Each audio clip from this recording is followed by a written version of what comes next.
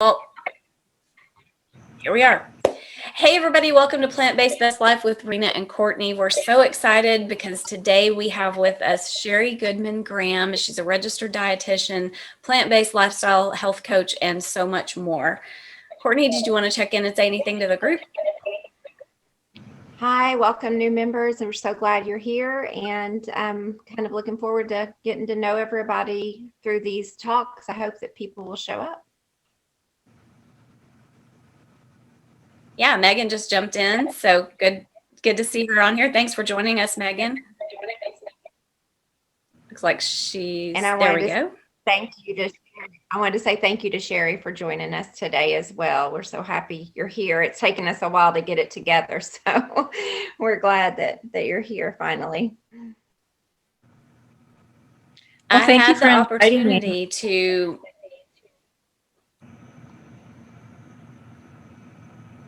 Sorry about that. It's so hard sometimes because there's a delay.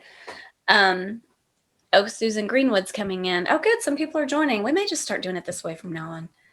Hey, Susan. Susan and Megan, if you want to unmute and say hi to us or anything, you can real quick before we get started. Love to hear from you guys. If not, that's okay.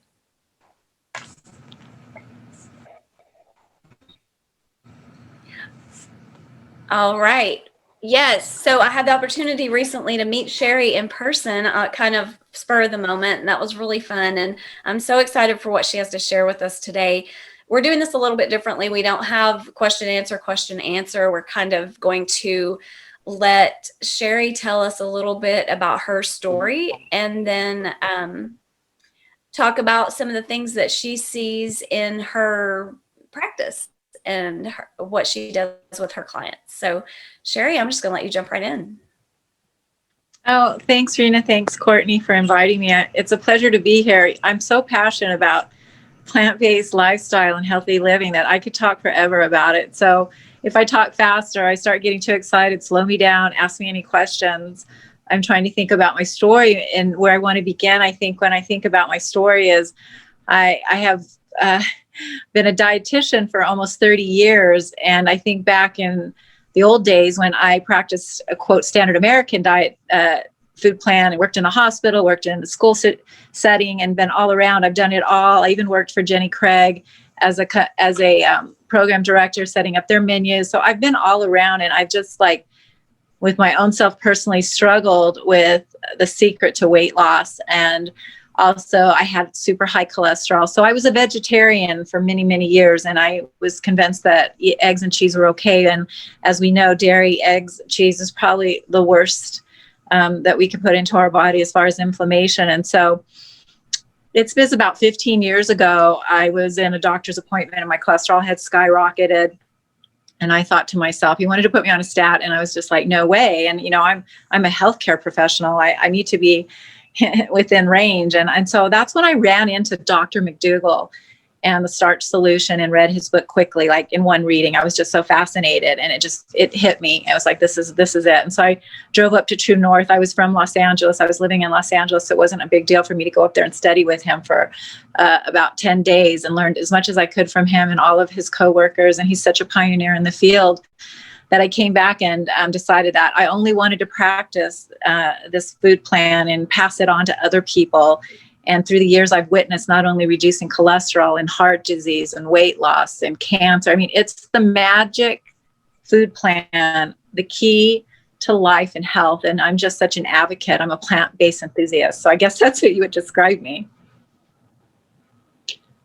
And let's see, what else can I say about that? That's my story. I usually don't like to talk about myself so much as I like to hear other people's stories and hear their struggles. So this is kind of difficult for me, but I can say, everybody that's there and listening, there is no magic pill to weight loss. I wish I could say, oh, eat plant-based diet and you lose weight and that's it. And that's the end of the story. It's still very scientific. It's calories in, calories out. And that's the magic. There's nothing more behind that. And so eating a whole food plant-based diet, you're eating a lot of low calorie, high density foods. I think the United States is deficient in fiber. And so eating a whole food plant-based diet, you increase your fiber, you become full. And so you're eating a lot less calories. And so that's where the magic comes, is that you're eating more, but you're eating low calories, and you're eating delicious, high nutrient vitamins and minerals and those kinds of foods. And so you start to eat less. You're actually eating more. People always say, how do you eat so much and stay so within your range, your weight range? You look great. Everybody says that to me all the time. I'm like, that's because I eat a lot of whole food plant-based. I don't believe in eating oils, and I limit my fats. Because I'm at maintenance and I'm working out, I do add a little bit of healthy fats, but I always recommend, if you're trying to lose body fat, then you want to really be careful with your nuts, your seeds, and your avocados. Does that get us started?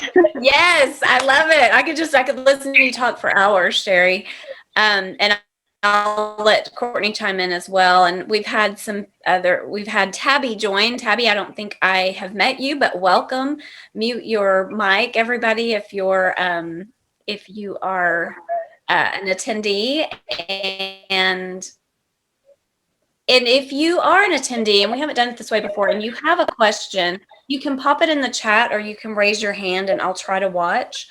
Sheri, I know when we had talked, you and Courtney and I had talked previously, we had talked some about personal responsibility. Do you want to chime in on that? Unless Courtney has a question. I do. I was thinking before we talked about personal responsibility, and hi, Tabby. Tabby's my coworker. So, and she's actually helped me a lot with my problems this last year. So I'm so glad she's here. So I would like, before we get into that, I know some of the folks on here are pretty familiar with the nuts and bolts, but maybe not everybody watching. So could we just kind of talk about what is a whole food plant-based diet in this? I work for Dr. Ornish. Tabitha is also connected to the Dr. Ornish program. And so can we talk, because that's similar to McDougall and to Esselstyn. So can we talk about like what those foods include? Like, what are we talking about eating? Because I think the question I get from people all the time is they just don't know where to start. They don't know what to eat. They're so used, especially in the South, like a meat and three, that's the most popular plate, right? A meat and three vegetables, but a vegetable could be macaroni and cheese to us, so what does it look like? Like if you were going to explain to someone how to get started, can we talk about those nuts and bolts before we go into the mindset stuff so that everybody's on the same page? Sure. I would love to answer that question. That's a good one, because I actually believe the place to start is elimination. The first place to start is eliminating white flour, white sugar from your food plan, from your diet, because those foods need to be replaced. And so when you start, and of course, animal proteins, I forget about that. I take that for granted. We want to eliminate all the animal proteins, the meats, the chickens, and the fish for all kinds of reasons, and white flour and white sugar. So if you can eliminate those foods and just start adding in more fruits and vegetables at the same time, that's where I really believe that you start is eliminating, and so that you have this calorie hole and you fill it up with fruits and vegetables, legumes, and whole grains. So it's pretty simple in that it's fruits, vegetables, whole grains, and legumes. And so in the plant-based world, and Dr. Esselstyn says this too, we eat in bowls more than we eat in plates. A lot of times, like you said, in the standard American diet, you have a slab of animal protein, maybe a little bit of starch, a potato, and a few vegetables. In the whole food plant-based world, we start in a large bowl. And so when you look down in your bowl, and you see you've got vegetables, raw leafy greens, you've got some fruits, you've got some legumes, which is your lentils, your beans, your peas, and then you also have your whole grains. And so when you look down in your bowl and you have all of those amino acids, all of those vitamins and minerals and fiber, that's what you're aiming for. And of course, it's a process. And so by eliminating white flour, all of those foods that are on the shelf, I usually say those that have a barcode that are come in a box, you don't really want to be purchasing those. You want to stay in your fresh produce area. And, of course, whole beans, brown rice, and those kinds of grains that you can buy in the package. But the majority of your lifestyle and your eating comes from eating all of those live plant-based foods and eliminating the processed foods that trigger you to want to eat more of those foods. And that goes along with oil too. A lot of people say, why are you so strong about eating oil, not eating oil or adding oil to your food plan? And I respond with that. We don't know where the oils are coming from. They've been sitting, a lot of times, if you notice, they're sitting in plastic on a shelf in a container, in a plastic container, gosh knows for how long and where it came from. And they've been linked to carcinogenics because we're not sure where they come from, where they've been processed. And they're stripped, they're processed too. They don't have any fiber. They're not going to keep you full. And they can trigger you to want more. Oils have a really great taste. They light up your taste buds, but they make you want to eat more of those fatty type, oily, fried kind of foods that we really want to eliminate, not only for weight loss, but also for overall health. And so when you think about eliminating oils, eliminating white flour, eliminating sugar, and replacing it with whole fruits, vegetables, grains, and legumes, then you're off to starting. You have something to work with. I hope that answers your question, Courtney. Can you elaborate a little bit on starches? Because one thing, when I discovered McDougall and the potatoes and the sweet potatoes and the rice and the oatmeal, that has been a pillar for me in my meals to keep me full. So I know you've studied McDougall and Dr. T. Colin Campbell's program. So could you expand a little bit on the starches as well? Sure. Starches are vegetables. That's the key. They're usually heated vegetables, and they have a resistant starch, so that keeps you full. So when you look at the food density scale, the calories that are in potatoes, very low. Brown rice, very low. Legumes, those are starchy. Bananas are starchy. All of those kinds of foods are still very low in calories and high in fiber. So you want to eat these starchy foods. I think it's been a myth, especially if you're coming from the paleo keto world, that you can't eat these starches. But these are complex carbs, and they call them starches because they have resistant starch, which when they're digested, they sit in your stomach, they last a lot longer. They don't turn to glucose as fast as like fruits go through your body a lot quicker. You'll find yourself more satiety by eating some of these starches. And there's a lot of people out there that don't want to eat gluten, that don't want to eat grains, and you don't need to add that into your food plan to reach all your macros and your micros. You get your vitamins and your minerals mostly from fruits, vegetables, and legumes. And then you add your grains. The potato is a vegetable. It's a starchy vegetable. So you want to add those kinds of corn's a starchy vegetable, for example. So those foods that are starchy are still low in calories and keep you full. And that's probably why you've been so successful, Courtney, is because when you eat, half your plate is full of those kinds of starches and the other half is full with, fresh raw vegetables, then you're eating a low calorie food plan, but it's high in density, water and vitamins and minerals. And so not only do you lose weight, I'm sure everybody who's tried it feels amazing. The energy level skyrockets. And when you have energy and you feel good, you're going to go back to eating that way. And as you eliminate the processed foods and you clear out your system, your body becomes like a clean machine. You're able to metabolize and you do gain more energy and you feel amazing. So then you go back to eating this way. You're drawn to it, right? Yeah, definitely. Well, we're going, and Rena, I'll take this and then you can take it from here if you want, or you can ask me whenever, but we're going to talk about mindset. And I always kind of fear that word a little bit, even though that's what I do for a living, is I teach mindset stuff. I think it also goes with the word discipline, consistency, habit, and things like that. I think we can't just say mindset without making sure we're talking about habits and consistency. So you want to kind of start on that, because I think that is the missing link for so many people, especially the fear of failure in the beginning, because it can seem overwhelming. And for me, I always tell people it was very bumpy, but eventually it just became my new norm. And now I wouldn't know how to do it the other way. So would you like to expand on mindset for us?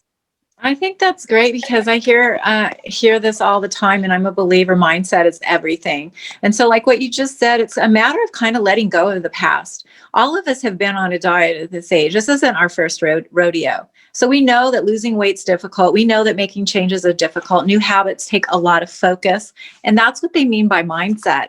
We have a head on our shoulders, but we also have a mind inside our head, and our mind has a monkey talk. Our mind tells us when this and that, not to eat, and all the fear and all the confusion. That's our mindset. And that's why we have to have a strong, clear commitment to a lifestyle. This isn't a diet. And that's why you're going to have the ups and downs. You're going to ride the bumpy road, but it's your lifestyle. And you're going to try to eat this way for health reasons. Focus less on the scale, focus less on the weight. That would be my recommendation. I think when you use your mindset to say, I really want to live and be the best that I can be, I want to eat these foods for health. And when it becomes a lifestyle and a commitment to health, a commitment to longevity, there's a saying, and I can't help but think this: if we have our health, we have everything. If we have our health, we have hope. And if we have hope, we have everything. So when I focus only on my health and I look down at my plate, and I often say grace, and I come from a place of gratitude that I have all this delicious fresh fruits and vegetables, legumes, and whole grains on my plate to ingest, I feel like there's this mindset. It's a philosophy that I have, and it started out for me with health, and it doesn't always start out for health for other people. I see a lot of vegans who start out this way for the animal reasons, which I'm so compassionate about now as myself. I think that it all kind of meshed together. I started out with health, but now I feel for the animals too. I see a lot of unhealthy vegans who come to me that are doing it for the animals, but they're not doing it for themselves. So when you make this commitment to eat healthy for yourself, it becomes a mindset, a philosophy of life, and that this isn't short term. This isn't a fast fix. This isn't a diet. We're off the yo-yo. We're stepping into who we want to be, and we want the future to be less connected with medications and in the healthcare system. We want to be able to have more control, and we have that in our mindset. If that answers the question about personal responsibilities, we have that responsibility to ourselves. And I strongly feel that we have that responsibility to society. We owe it to the rest of the people here on this earth to take the best care of ourselves. We don't need to depend on a healthcare system in order to make ourselves feel like we are healthy. We have, the less time we can spend outside of ourselves and into ourselves and taking care of ourselves, the better we're going to feel. It's an internal feeling of personal responsibility. I think I like that word. Rena, you want to take it from here? Do you have any questions, or does anyone else have questions? Yeah, if you guys have questions, pop them in the chat or raise your hand. I feel like I'm at the Church of Sheri. I love it. Oh no! See, No! That's how I get really passionate. In a good way, though. In a good way. It's like sometimes you need like a revival. That's one reason Courtney and I talk almost every day, because it's that support. And I've tried to get that across in this group. Like Courtney and I have said repeatedly, like, find a buddy, because I don't think we could have figured this out on our own, and we were each other's support system. But when I hear you talk, it's just like, it's so much about what we talk about all the time, and even more. And I just love hearing it from someone else. And it's like a plant-based revival. I love that. I don't see any questions in the chat. Another thing, but I will keep an eye on that. We had kind of talked about a roadmap for success, and I thought that would be something really good for you to lay out for us, and kind of like what that looks like with your clients and what you see. If you have some thoughts on that. I do. I think right away when you said a roadmap for success, what hit me is getting confident in the kitchen. And a lot of people feel like they don't have time to cook. Oh, we got to take care of ourselves. We're not used to having to prepare these foods. And it can be very simplified. It doesn't have to be complicated. I'm very basic. I'm very simple. I can eat the same thing practically over and over again, but it's a matter of taking one day of cooking and preparing. And one of the buzzwords is batch cooking, like a pot of beans, a pot of rice, or you can use canned beans. Have it stocked in the cabinet. Go grocery shopping. Have your foods. Have the kitchen surrounded, with fruits, vegetables. I always have my vegetables washed and cooked, and I make a giant salad. I put it in the refrigerator. I make a big pot of beans, a big pot of oats, boil a bunch of potatoes, or I bake a bunch of potatoes. I have everything cooked on one day. And my rule is for 2 days, that I'm not in the kitchen cooking for 2 days. I'm either reheating or throwing things together. And so I try to not spend a lot of time in the kitchen and overthinking about, oh my gosh, I don't know what to eat. But when you do find yourself coming home, from a busy day at the office or working at home, and there's nothing in the house to eat, that's when you start to trail off. And so my roadmap to success is getting a shopping list, getting a menu plan, having an idea of what you're going to cook and how you're going to eat, where you reach all of the 4 categories are your legumes, your whole grains, your fruits, and your vegetables. And when you have a little bit of portion for each one of those 3 times a day, 3 meals, I don't really believe in snacking. That way you sit down and you eat nutritiously and well balanced. But the key is really having it prepared and having your kitchen stocked. And, it does increase my self-esteem when I look down and I think, oh, my salad's already made today. I can just go in and eat it. And I'm so grateful that it's already been prepared because I did it the day before.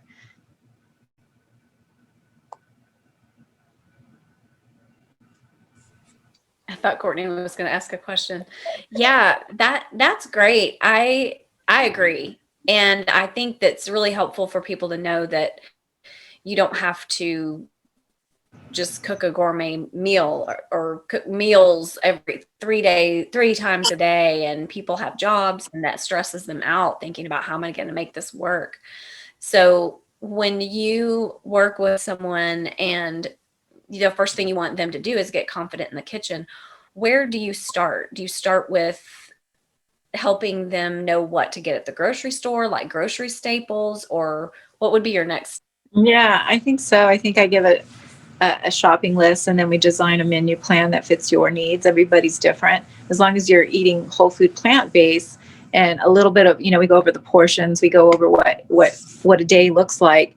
You have a better idea what you want, to have in the kitchen and gather at the grocery store. I'm a big advocate of frozen fruits and vegetables. Those are easy.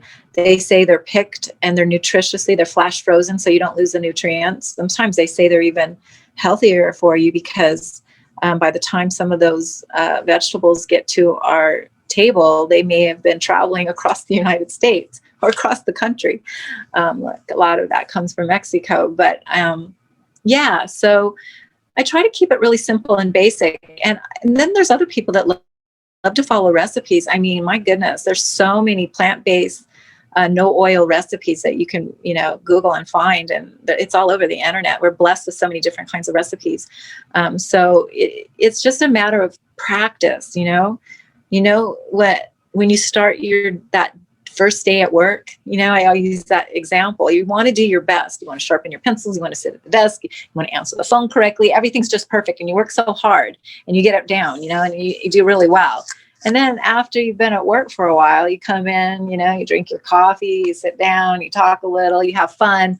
Things aren't it's easy. And so it's practice and routine. And like you said, getting into the discipline of just making every Sunday is the day that I'm going to do all my cooking. So I have food for Monday and Tuesday. And then a lot of times, you can pick up things now. Salads are already chopped up. Meals are already, a lot of the work can be done for us so that you don't have to spend all day in the kitchen and cooking. At the same time, I don't want to minimize how important it is for us to eat at home. And that's where all the nutrition comes from, is eating at home. We have more control of what goes into our food plan and our meal plan. We don't have to worry about excess oils or sugars or processed white flours or any of those kinds of foods.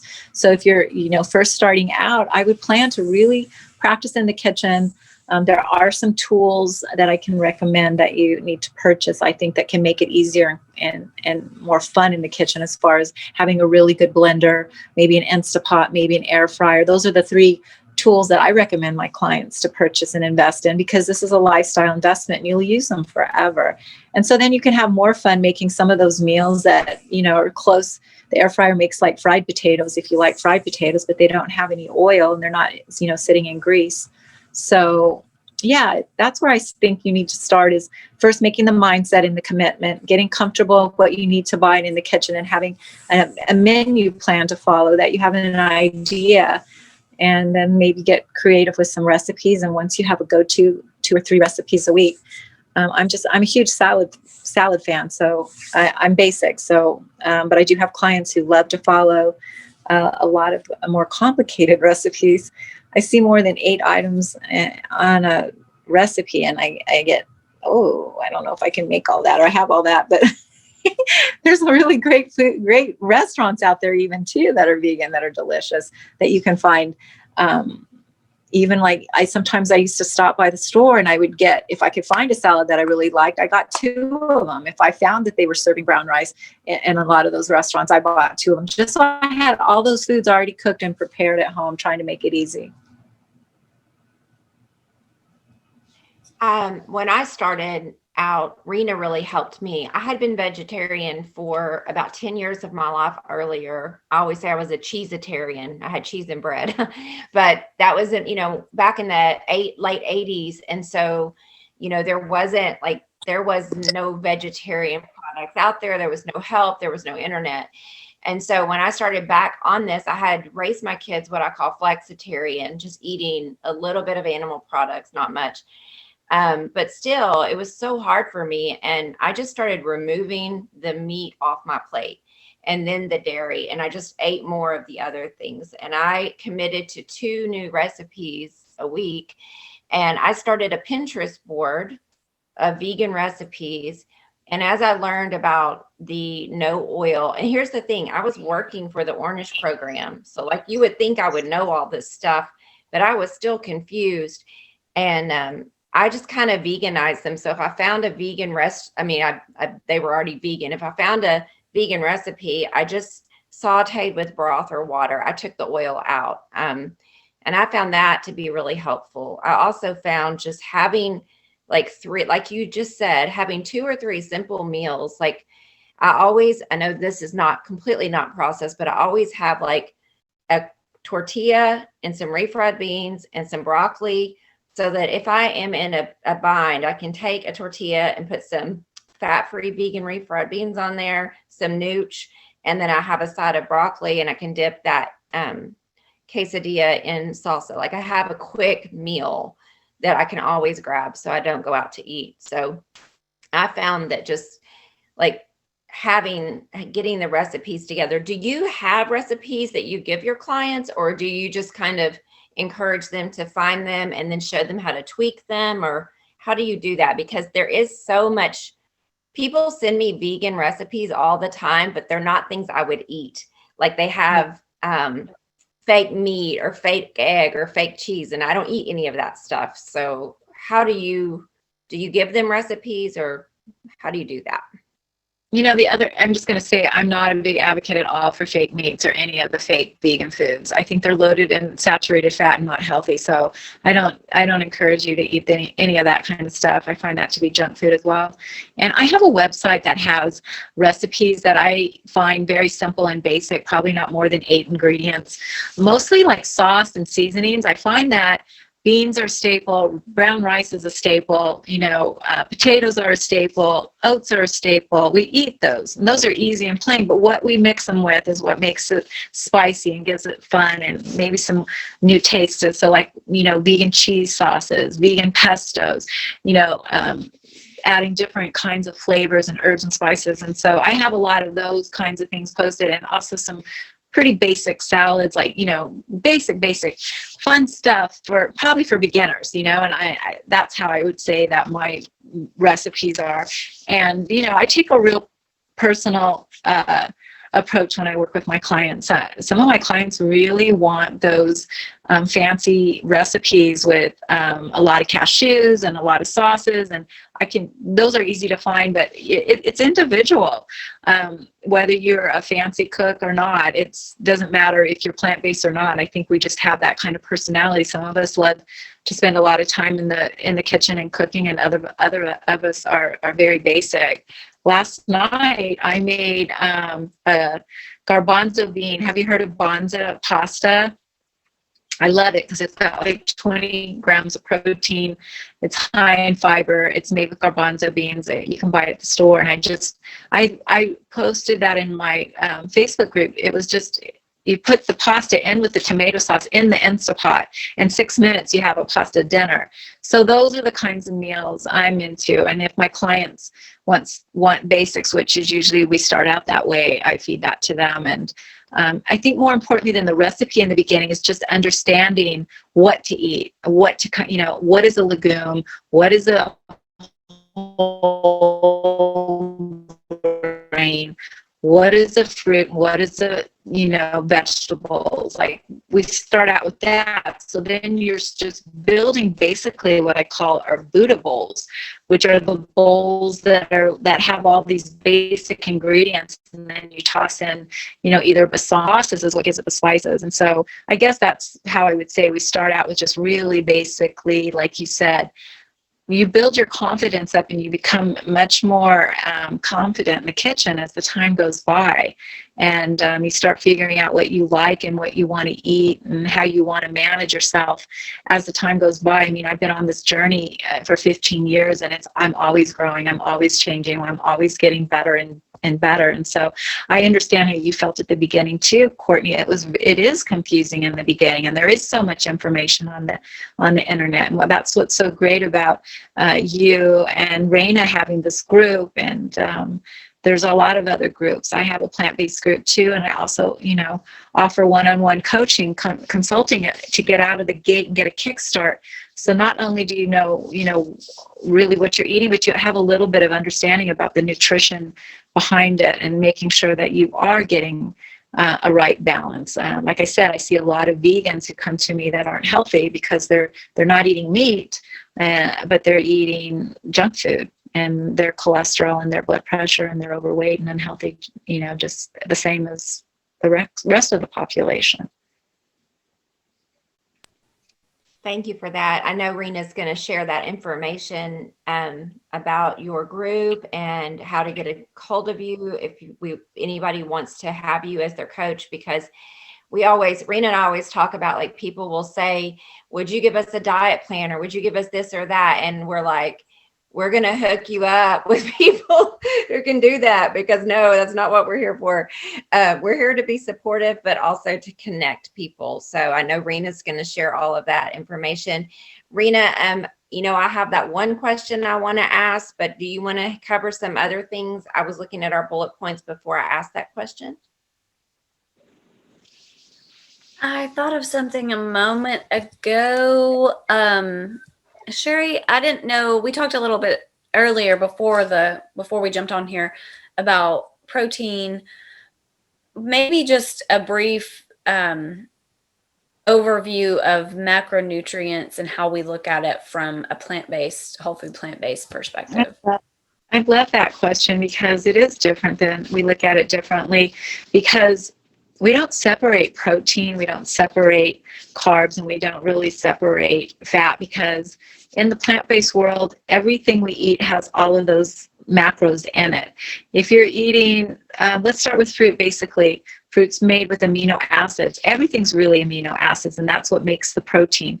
And so the fruit is a live amino acid, and people are so afraid to eat fruits, especially coming off, again, the keto or the paleo or some other crazy diet. Oh, fruit's got too much sugar. I hear a lot. It doesn't have any protein. But really, it has all the amino acids to make the proteins. That's what builds the blocks. And so when you look at a plant, it has the complex carb, it has protein, and it has fat, the essential fatty acids, or else it wouldn't be able to bear fruit. So the plant-based world is all in one. That's why we don't really need to separate how much protein did we eat, how many carbs did we eat, how much, fat. We know certain foods are higher in fat, but we do get our essential fatty acids just from eating the plants, the leafy greens, for example. And so I don't ever really think we need to worry about protein. And so many people are worried about, are they getting enough protein?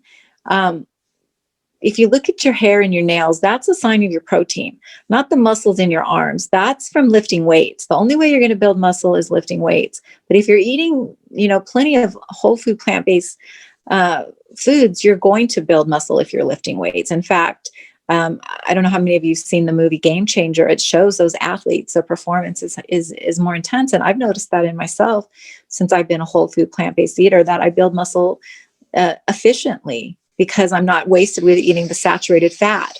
That's the difference between the protein, animal protein is because it has the saturated fat, and the plant-based protein. And so really, it's just a matter of eating a variety of these foods so you get a different kinds of amino acids so that you can build protein in order to have healthy hair and nails. And if you're working out, you can easily, build muscle because you're repairing your body. Does that answer the question? Yes, that is so helpful. And I think that's going to segue really well into Courtney's question, because it kind of ties all back into what we were talking about earlier before the call. But before we do that, I have a couple of questions from Megan. The first one is, in your coaching program, do you look at blood work and make recommendations based on that? I do. I look at blood work. But you know what? When it all comes down to it, Megan, whole food plant-based diet heals everything.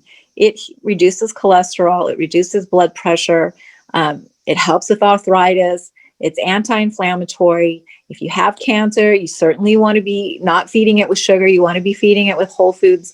And so it's the same food plan almost for everything that I run into. But I certainly like to look at blood to see, especially like for my diabetics clients, for example, in 12 weeks, the remarkable difference. So I like to use blood as a beginning, as a level of a stat, and then to see the results later in 12 weeks. It's a celebratory time. Things always only get better if you commit to eating this way. So the other thing I think about the blood work too is, so if you haven't taken your blood work, really there's no worry to run to the doctor. Just start eating a whole food plant-based diet. I can tell you everything's just going to get better and better. Your blood only can get better. Depending on what, I see a lot of sick people.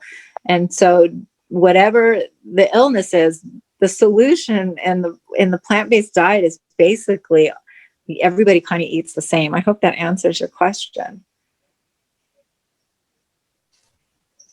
I think that is so true, because as we study this more and more, we see that, we have different doctors that are plant-based that specialize in different things. But at the end of the day, with a few very narrow exceptions, it's really eat this way and remove those things and add these things, and eventually eat just this way. And then everything just gets better.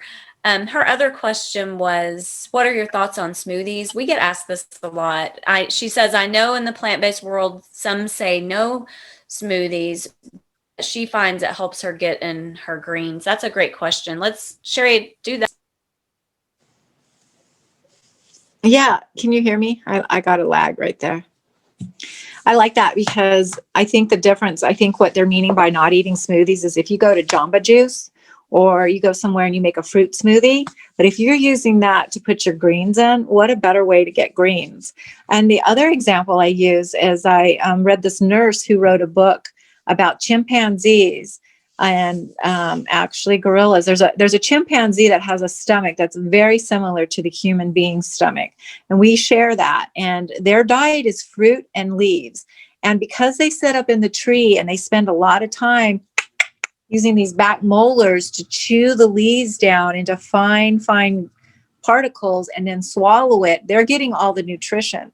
Now, how many of you sit there and chew your greens like that? Not many of us. So I always think of putting it in the blender. That's like chewing up the greens. Then we're getting them really, they're going to be absorbed into the cells. They're not just going to dump down into our stomach and then be eliminated. So I'm an advocate for a smoothie that also includes greens. So that way you're getting your vegetables. A lot of times you're not eating vegetables in the morning. What better way to get your leafy green vegetables than to dump a couple handfuls into a blender and blend them up and then add your fruit for sweetness? And that it's a win-win in my mind. I also toss in a little bit of plant-based protein powder just because I like the texture and the sweetness of the vanilla, and it gives me a fuller. And then I know in my mind's eye, just to make it, especially because I lift and because I'm getting close to 60, make sure I have enough protein. I know how much I have in that smoothie.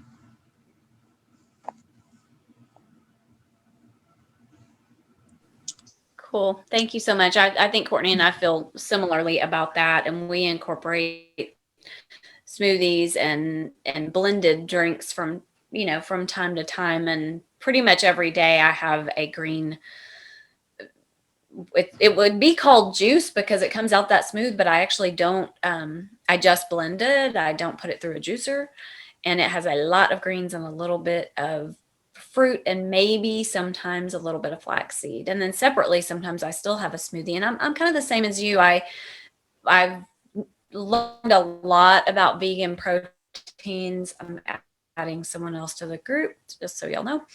And I've done a lot of research and I've tried a bunch of different ones, and I feel like the ones that when I do use them, that they're clean. And because I do a lot of working out, I find that it helps me. I feel like it keeps me, like if I'm feeling like after a workout, sometimes I'll have a little bit. So I'm not against it. I'm kind of like you. I'm don't like things that have a lot of just the processing of it, right? So if we know why, and the other thing is, I think, to know why you're doing it.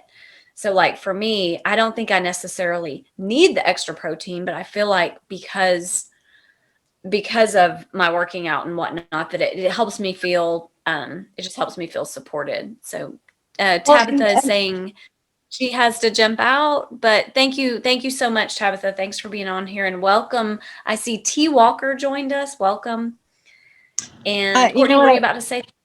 I was going to say something that when I look at my balanced meal, I want to add legumes, I want to add greens, I want to add fruits, and I want to add grains at every meal. So when I put a scoop of plant-based protein, it's pea protein. So there's my legume. So that's basically, I'm like, wow, I've got my legumes, I've got my green leafy vegetables, I've got my fruit, and sometimes I'll sprinkle some raw oats on the top of it. So then I've got my grain. So now I've got a meal replacement, and that's how I take it. And I make mine a little bit thicker, so I eat it with a spoon. So I feel like I'm really eating a meal, and I eat a lot slower than when I slurp one down. But sometimes I do when I'm in a hurry, a drink too. And if I want to have it with like some potatoes, for example, I could have a smoothie with potatoes in the morning. Then, the potatoes are a vegetable. The green leafy vegetables are in the smoothie. The legume is the pea protein, and your fruit. So you're getting everything we talked about in the 4 categories in your, it's a meal replacement, if that makes sense. And so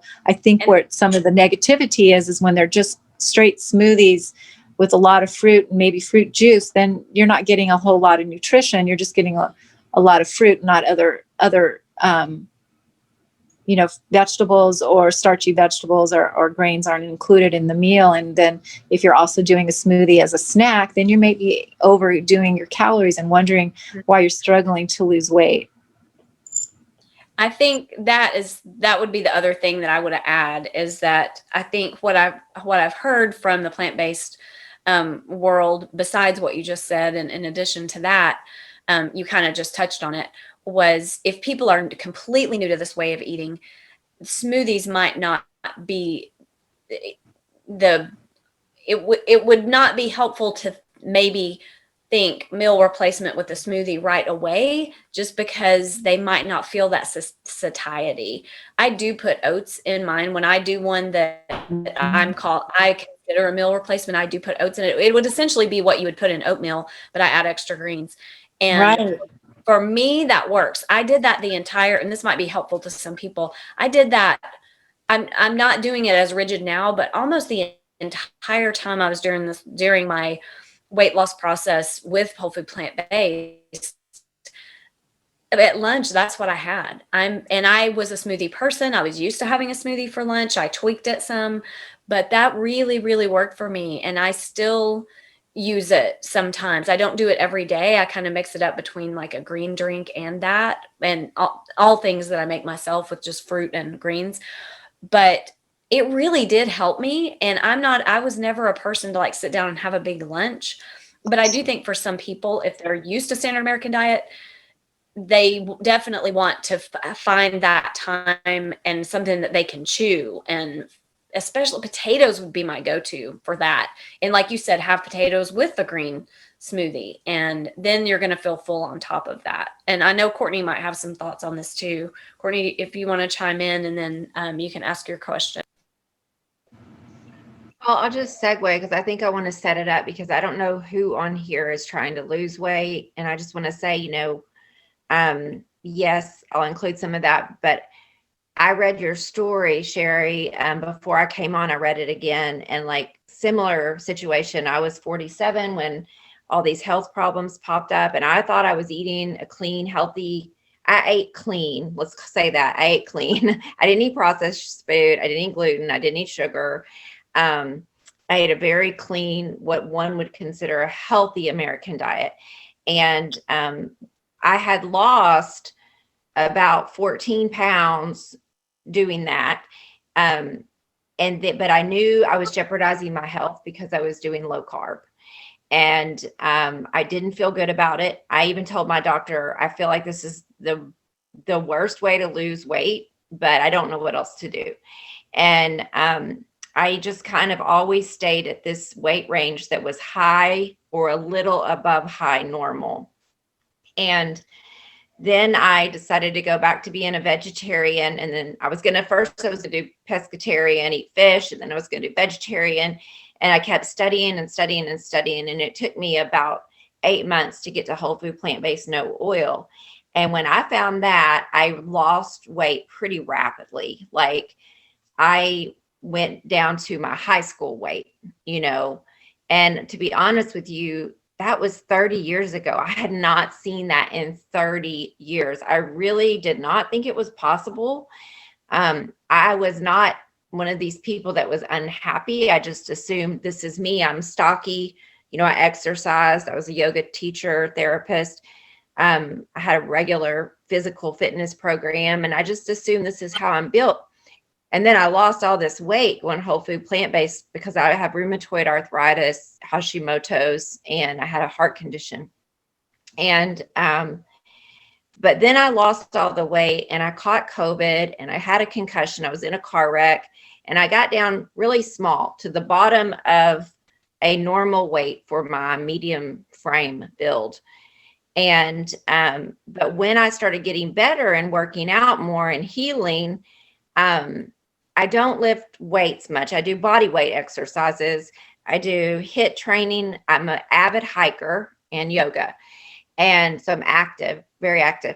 And I gained back about 6 or 7 pounds, and it kind of messed with my brain a little bit, to be honest. And I almost feel bad asking that question because there is a little vanity in it. And I didn't do this for vanity reasons, but I was really feeling good and light at that lower weight. And as I started kind of work, and I feel like it's muscle. My husband looked at me today. He's like, you're small and you are fit, and he's very honest and too honest sometimes. And I kind of turned around and showed him some flab on my thigh, I'm like, but I got this. Like, he's like, yeah, but it's not that much, I'm 50 years old. I've had 4 kids. So could you just speak to like, once you lose this weight and a fat loss, and then once you get to maintenance, you may put a little bit back on if you're working out. Could you just kind of talk about, because that's been hard for me, is to put a little bit of weight on, even though I'm maintaining this little bit higher weight, if that makes sense. Well, and you may lose another 3 pounds. That's part of the maintenance. Like it does go up and down. I think that's just normal. I think the 3 pounds is the fluctuation. Like maybe there's 3 pounds, if it's muscle, I think I would much rather, see it on the scale, and it will weigh a little bit more on the scale. But you got to decide, is it body fat, muscle, or are you at that right, weight? But yeah, that's definitely the 6 pounds, Courtney, to bounce up. You just don't want it to turn into 10 pounds. Then we're back into the struggle. And I'm not saying you personally, it could be anybody that if it starts to creep back up, usually it's because you're starting to eat more nuts, or maybe some more avocado, or maybe some shredded coconut, or maybe you're having baked vegan, products. Something's changed in the way that you're probably eating compared to the way that you were eating before, or you're heavy lifting and working out, and then it is muscle. We do build muscle quickly. I think that it's natural to have the 3 pound fluctuation, but maybe if you're worried, then you just have to pay attention to that 6 pounds doesn't turn into 10 pounds. And so what would you say would be the reason that you think that you gained that 6? Is there something that you're eating differently, or sometimes even stress? Like if you're going through a hard time, your body will not lose even though you're trying. It's a combination of things. I was cooking all my meals at home through COVID, going out to eat more. My son moved home from Washington, D.C. He lives on our farm in our guest house, and we go out to eat once or twice a week. Even though I'm trying to order as close to whole food, plant-based, no oil as possible, it sneaks in there. So I think that for a while, because I had gotten at the low end of a normal weight, I started adding back in, not a lot, but a little bit of cashews in the sauces, a little bit of hemp seeds. And not every day, but I do believe it's a combination of things. I was also training for a 5K. And so I was exercising a lot, and I definitely look in the mirror and I have a lot more muscle, not a lot more, but I'm significantly more muscular than I was, which is pretty amazing in menopause. I mean, I sit in gratitude all the time that I weigh this in menopause. Mm-hmm. So yeah, there's a combination of things, but I do think eating out, oh yay, we're out of COVID quarantine, which of course now here we go again, but that did not help. And allowing myself to have to learn, what is maintenance going to look like for me? How much avocado can I have? How much cashew sauce can I have? This summer going camping, I did buy the low fat, vegan veggie burger. But, it was just, I don't let those things come in too often, but it was so much easier to control when I was home eating every single meal. So yeah, it's a combination for me, but I've been maintaining this kind of weight for a while now. I mean, and it's a weight, honestly, that's still 4 pounds below my goal weight, what I thought I wanted to be. And then I went below that. That's perfect. I think that you're in the right place where you need to be, especially because you want to enjoy a little bit of dining out. You deserve, to go out. We cook so much in the kitchen, and and it's that fluctuation. You're not going up, you're not going down. I think you're in the right place. You're still below the 4 pounds that you wanted to be. So I think you're in good shape. Courtney and I both kind of had this experience. I had that very similar thing happen. I remember she and I both talked about, a weight that we thought that would be nice to get back to like this weight, but we weren't trying to make it all about weight. It was like, for me, it was post-menopause, belly fat, and just like, what is going on? Like, what's up with, is it metabolism? Like, what's up? We'd tried all the things, and I know we've all talked about this, but for people who haven't heard us say it, Courtney and I had both been doing low carb. I had done vegan keto for a while, and I did lose weight, but it totally wasn't sustainable. And I didn't feel great, honestly. And at the time I thought I was doing a good thing. But so when Courtney and I were kind of doing this journey around the same time, and I remember at one point being like, calling her and going, I just can't believe this is working. Like, what is going on right now? And then same thing, got down to basically like a right when I graduated from high school weight. And I wasn't even, that was below the weight that I had even talked about with her, but it was great because I have a very petite frame, and I just thought, oh, it's menopause. Oh, I'm 50. It's just going to be this way. I'm just going to carry more weight. I wasn't necessarily trying to do that, but then all this time I was still working out, had gotten really consistent with my routines. And I thought, you know what? I want to try to get lean. I want to be lean like I used to be. Let me just see if I can. Like, I didn't set out with that goal. I just wanted to be healthy and lose the belly fat. But I reached a point where, very similar to Courtney, that I probably was like 3 or 4 pounds less than I am now. And I think for the difference in our frames, that's pretty commensurate with what she's talking about, like 3 pounds for me. But then it's just, I've gained that back, and I'm not crying about it or anything, but it was just kind of like, what is going on exactly? Like, is it because I'm working out more? And then also, though, my number one, you said this earlier, and this is really when I start having one of those, hang on, because I think I do have a little bit of like, almost like PTSD around, I don't want to gain it back, because I was on that yo-yo for a decade of gaining it, losing it, never losing it to this point and feeling this good.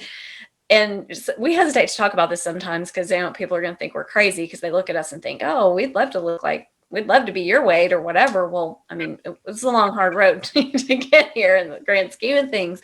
But what I do every time, if I'm feeling like, oh gosh, I've been having too much fat and I'm this and that, I just go grab the things out of my closet that I know are going to tell me the truth. I don't even get on the scale. I just go grab the things out of my closet. They're going to tell me the truth. And if those pants are a little tight in the waist, then I think, okay, I know what to do. I'm going to eat less fat. But Courtney and I have both been wondering, like, is it muscle? And it's like you're saying, I think like Courtney was saying, I think it's a combination of things. I think you're right. I think there's an equilibrium, a body's equilibrium, like you said. Also, you've got to remember that these foods are high in water. The complex carbs are high in water. The fruits and vegetables, we're eating so much water, which is so much different. So yeah, that adds, I would say, a huge fluctuation. And you're absolutely right. Go back to your clothes and the inches, and not try to get too tied up with the scale, because it doesn't always tell the real story. It's a good tool to pull out every once in a while to make sure.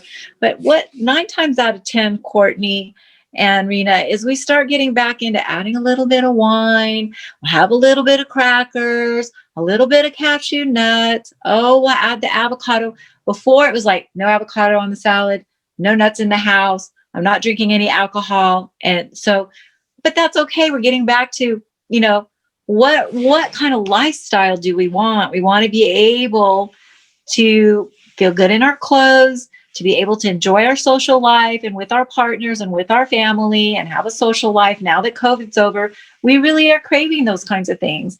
And so it's the 80-20 rule. It's like 80% of the time you really focus. The other 20% of the time, of course, you're never going back to eating, I would say, unhealthy, but having a little bit of extra of those plant-based foods that we really enjoy. And you monitor yourself. Then you have another, you get right back into being more what I would say in your beginning, in the very beginning when you start this road. That's what I'm going to talk about too, because I saw your post today, which I really liked, is we have the motivation. The rubber band is tight in the sense that you pull back a rubber band and it's really tight. I like to use that example because, I can't stand this weight. I can't stand this diabetes. I can't believe I have this high blood pressure. I can't believe I have this belly fat. I got to do something about it. And the rubber band's tight. So as we go along, the rubber band becomes looser and looser because, oh, wow, my jeans are fitting now. I can wear my skinny jeans. I'm back at my high school weight. I feel really great. You had the motivation in the beginning, and now it turns into a different story than motivation. It goes into discipline. And we talked about that. And in your post in particular, it's the discipline of doing it, making your foods, grocery shopping, saying no to the cheese, ask for no chicken at the dinner, making these kinds of decisions and getting to your workout. It's important. I mean, there's walking 30 minutes, 3 times a day. We need to do some kind of activity. So it's a whole lifestyle commitment. And I even believe in meditation. I also believe in yoga for stretching and flexibility. So it's a whole thing. But what I'm trying to get to is then it turns in, and from motivation is gone. And now what are we we don't have that.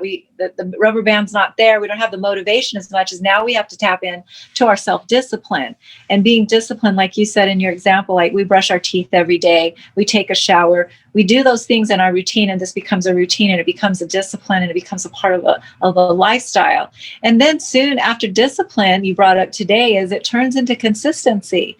It's not only discipline, but it's the consistency. And so when you're gaining 3, maybe 6 pounds, you're kind of off of a little bit of that rubber band's not being so tight and it's been loosened, but maybe appropriately. And so, when you're doing everything that you two are doing, and the most of the people that reach their goal weight, maintenance is tricky. It's a different story than losing weight, and you're just stepping into it. And I've been in doing this for 15 years, so I know exactly what you talked about.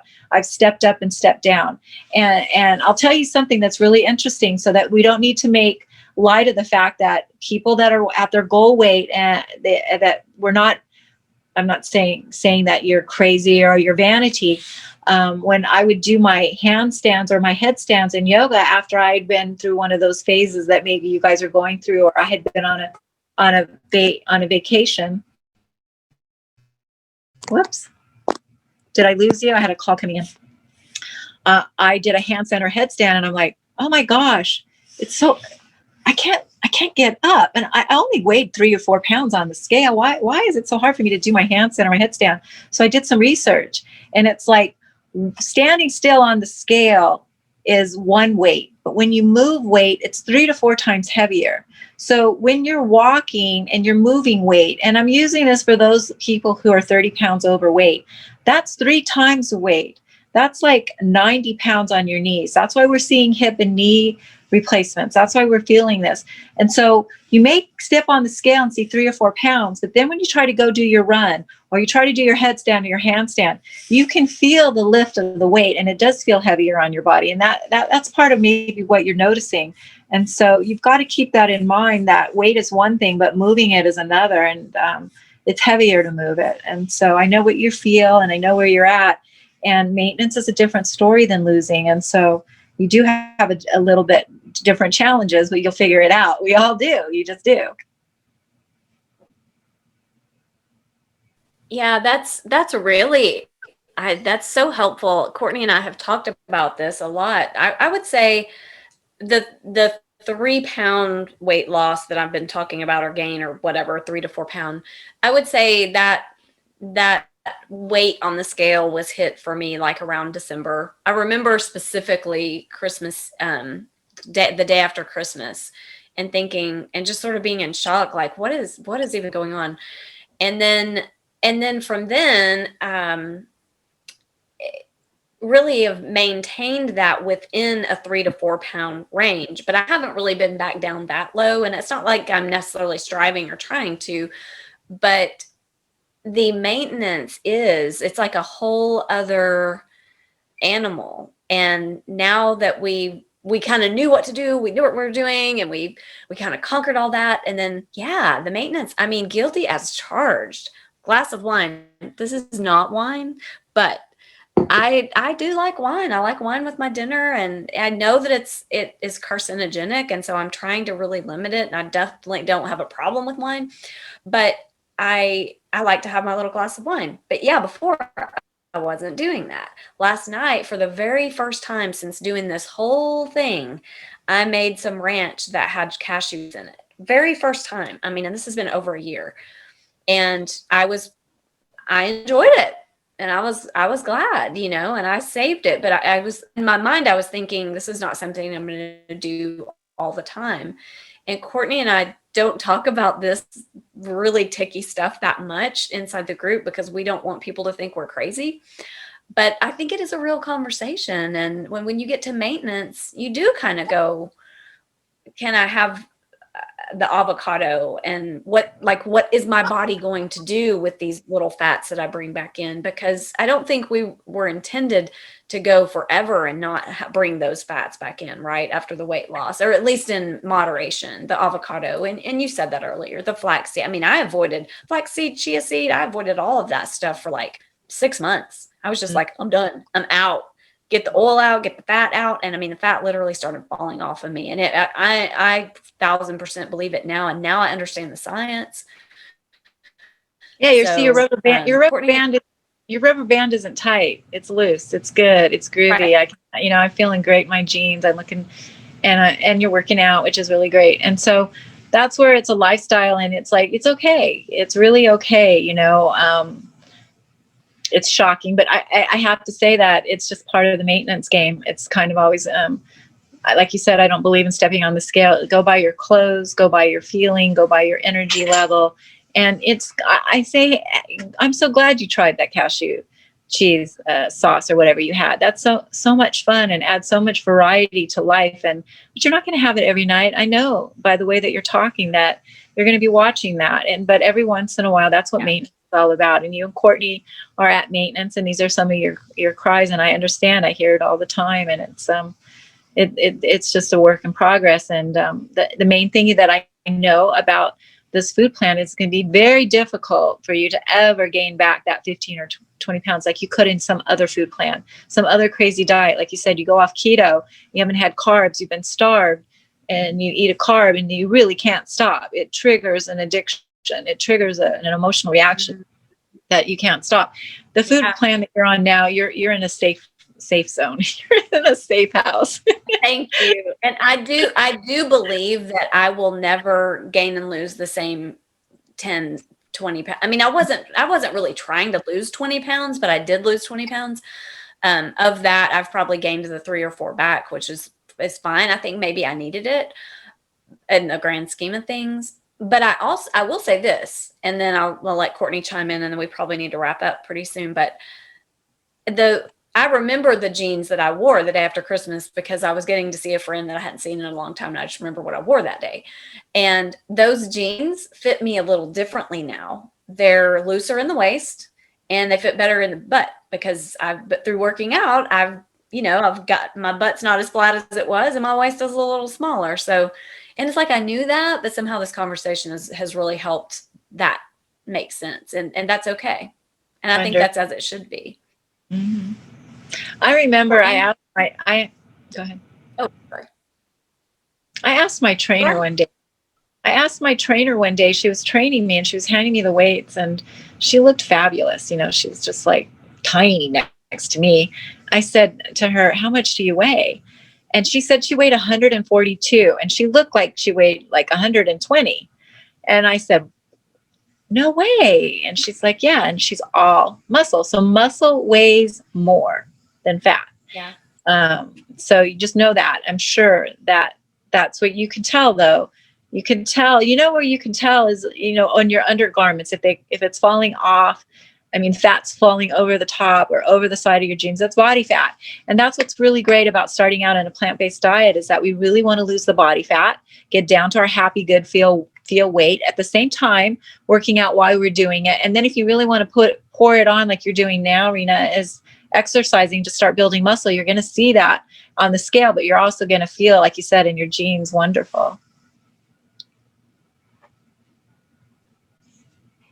Yes, to all of that. I don't feel like we talk enough about maintenance, and I don't feel like people are talking about it because what does everybody want to know? They want to know how to lose weight. I did for 47 and a half years. I could not figure out how to lose weight. I yo-yo dieted.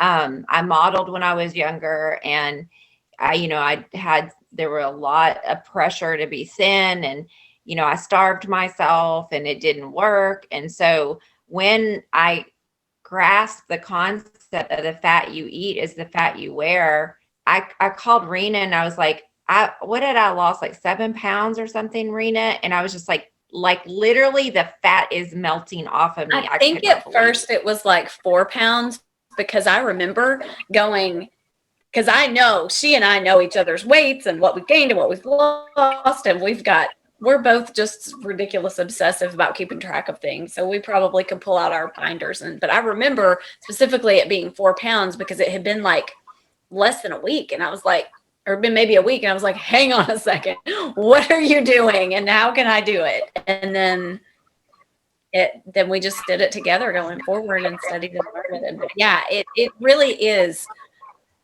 I remember thinking, I'm not eating that much oil. I don't eat that much. Da, da, da, da, da, da, da. And I can't tell you, every time I talk to someone about this, they're like, I don't have that much fat.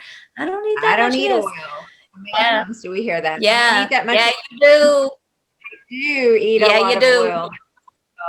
But yeah.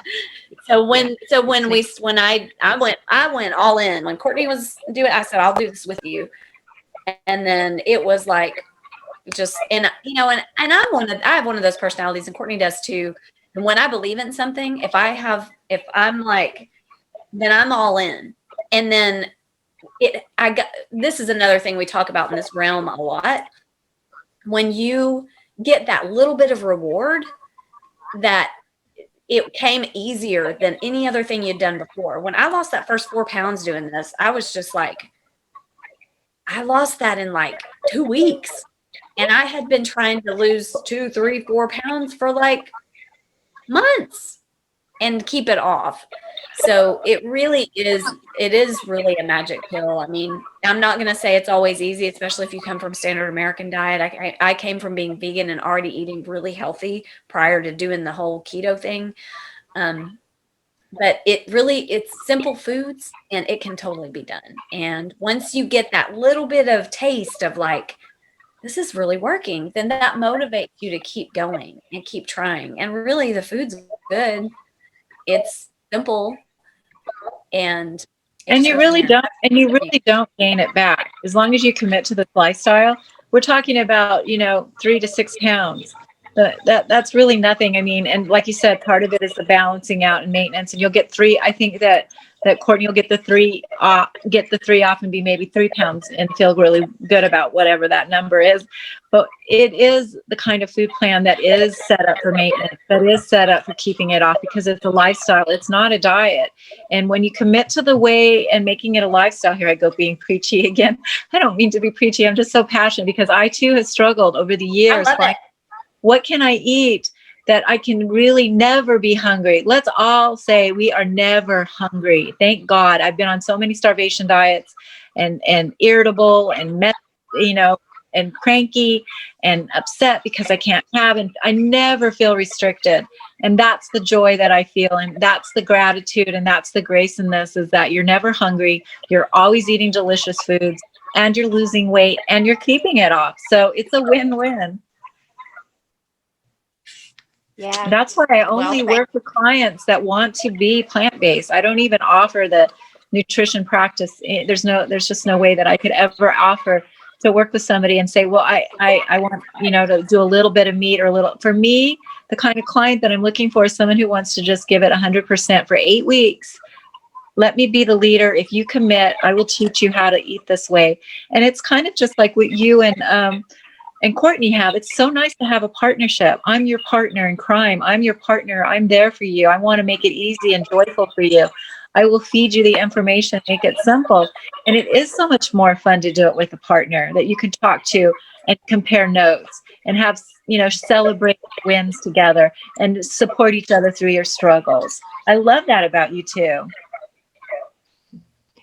Do you want to tell us how to reach you? And I know Rena will put it in the notes on YouTube, and she'll put it in the Facebook group as well. But do you want to tell us anything about your program, how to reach you, where people can go to connect with you, or what that looks like? Yeah, thank you so much. I have a website, Sheri Goodman Graham. And if you put that link down there, visit my website, you can see a little bit more about me.